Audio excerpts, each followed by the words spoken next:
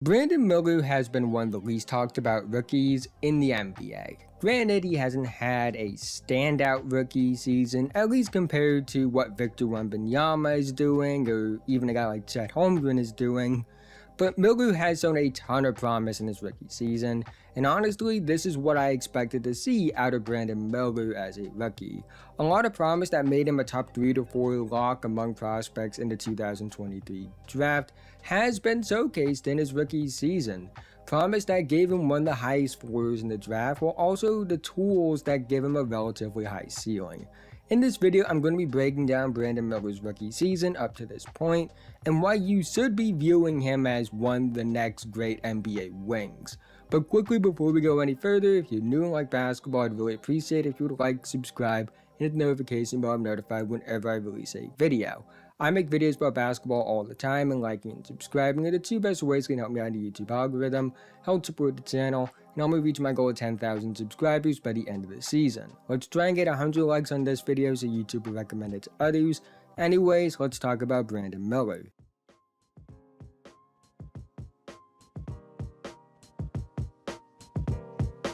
On the season, Brandon Miller is averaging 13.9 points per game, 3.7 rebounds per game, and 2.2 assists per game on 41.5, 37.6, 80 splits, and a 52.1 true shooting percentage, which for a rookie wing is pretty solid. Yes, he's had his ups and downs. Yes, the efficiency isn't great. Sure, the numbers aren't showing linear progression on a month-to-month basis, but considering he's dealt with minor injuries all throughout his rookie season that have thrown off his rhythm, I'm not too worried about it. On top of that, in the 14 games where LaMelo Ball plays and Miller also plays at least 10 minutes, Miller averages 14.1 points per game on 47.2, 35.6, 78.1 splits, and a 56.3 true shooting percentage. This is very encouraging to me. Seeing your top 2 pick fit well next to your franchise player is something any team wants, and when you watch Miller on tape, I see the signs of a potential perfect second starter next to LaMelo. The biggest selling point with Brandon Miller has been his 3-point shooting. He's shooting 37.6% on 5.3 attempts per game, and of his attempts, he's shooting 38.1% on 4.6 catch and shoot attempts per game. He has very fluid mechanics, he's very comfortable playing off the ball, which has given him immediate value as an NBA player.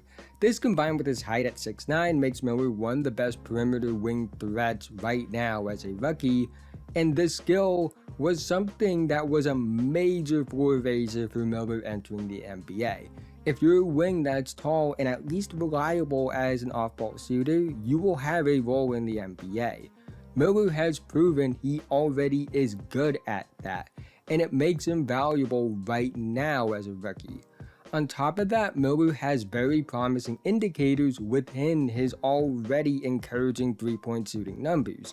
He's shooting 40% on 3.7 non-corner 3-point attempts per game, which is a very telling sign of level of shooter you are.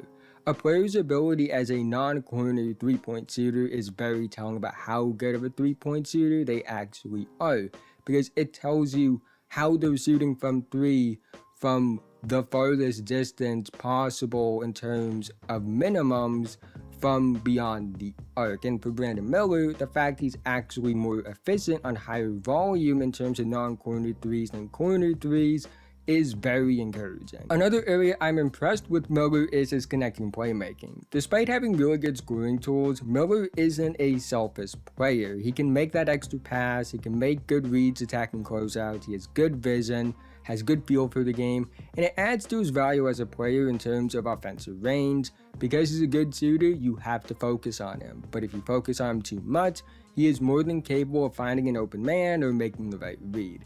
This makes Miller more than just a one-dimensional floor-spacing wing, and part of the reason he was coveted in the draft. Now, in terms of Brandon Miller's ability within the arc as a scorer, it's a bit of a mixed bag. I've seen some positives, I've seen some negatives, which was to be expected based off his college tape, but the area he struggles with and how he potentially progresses in that area will determine just how high the heights he reaches are. Miller is shooting 50% at the rim on 2.9 attempts per game. Considering that 68.1% of his production at the rim is assisted on, the fact that he's in the 5th percentile in terms of rim efficiency while taking less than 2 per game is a bit concerning. It's clear he lacks strength when attacking the basket right now. He doesn't handle or absorb contact well, which throws off his rhythm and processing when attacking the basket.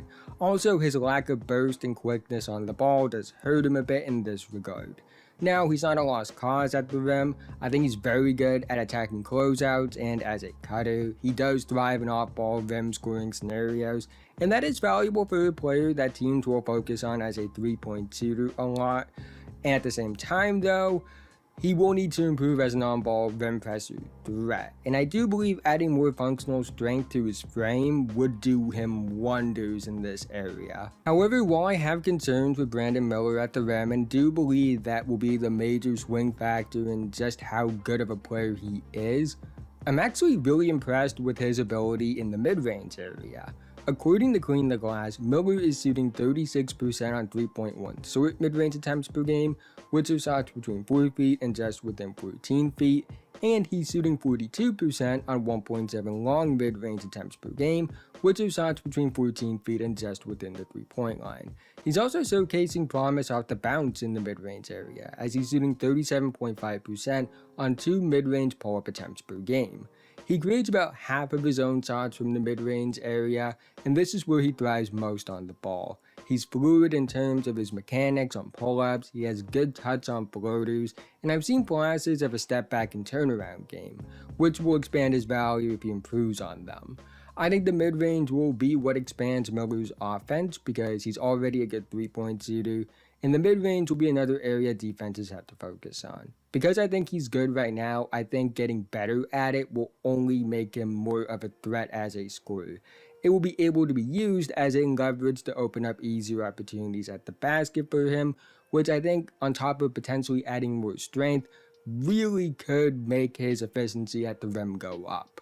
Overall, Brandon Miller has been everything I expected out of him as a rookie. He's showcasing real ability from beyond the arc, he's showcasing the connecting playmaking, the ability to fit well with others, he's shown his flaws as a finisher at the basket that were a real concern entering the NBA, but also has shown a lot of upside as a creator in the mid-range area.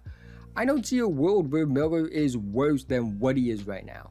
I think what he is as a rookie is the floor for him, which is a really good floor to have because even if he's flawed, this is still a 6'9" wing that's an elite shooter, solid connecting passer, and he can also maybe hit a mid-range jumper every once in a while. That's what he is right now, as the floor.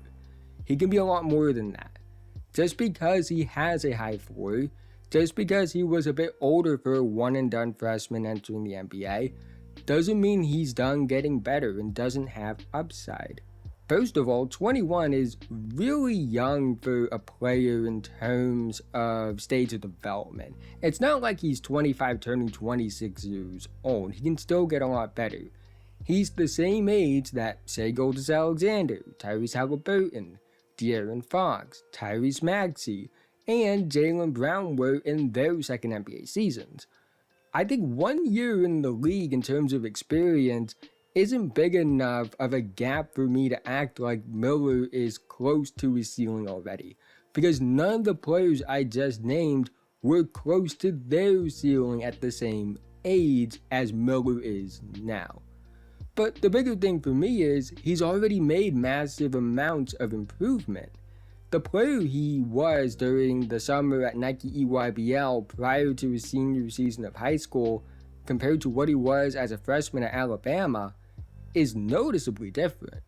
He significantly got better over the course of a little under a year, and that to me is a sign of when high-end talent has the wiring and work ethic to get better. I think Brandon Miller can be a starter in this league. He's a 6'9" wing that's an elite shooter right now, has upside as a connecting playmaker and mid-range creator that fits well next to an elite playmaker. That's the baseline for potentially the ideal number 2 starter on a contender. He will need to get stronger, he will need to improve his handle, but he's going to be a good NBA player regardless. The baseline skill set he has just gives him too high of a floor for me to believe otherwise, and he has a high ceiling as an all-star to all-NBA guy, in my opinion.